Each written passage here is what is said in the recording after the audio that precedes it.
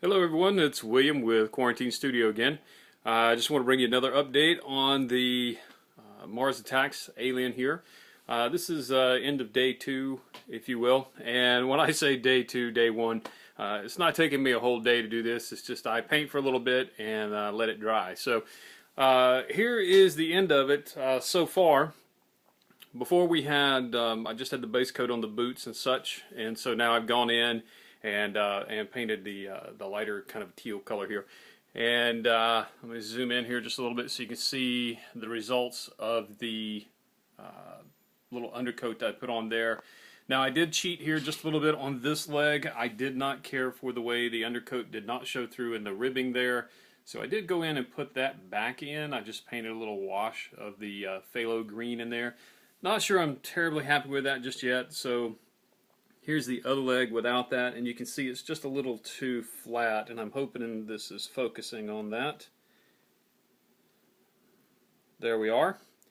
So it's just a little flat. You can see there's a little bit of shadowing there, and that's from the pre-shading a little bit, and then also I went in and added a little more to it.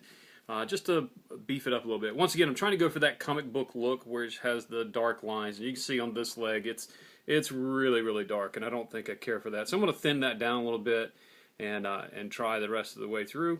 Not too bad. The rest of the base, just putting in some preliminary colors here.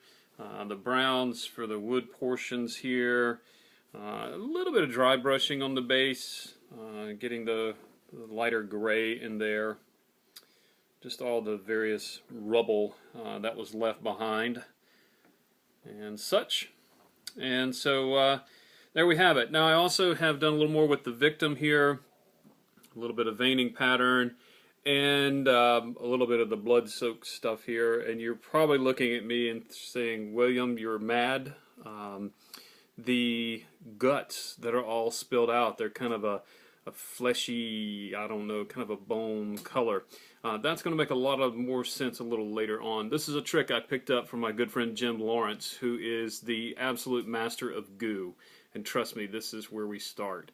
We start with this kind of beigey color here, and then over that I'm going to lay all the guts and gore, and it really kicks it up to a whole new level. So for those of you who know the technique, you know what I'm talking about. For those of you who don't, you will be amazed when that is finished. So there it is. The Mars Attacks. Of course, he still has his hood on right now, trying to protect that precious little cranium there. Actually, I guess he doesn't have a cranium. He doesn't have a skull cap. His brain is exposed. So I'm just trying to protect that from all the paint. And the rest of it looks like a train wreck. But hey, we're going to clean it all up, and it's going to look really good.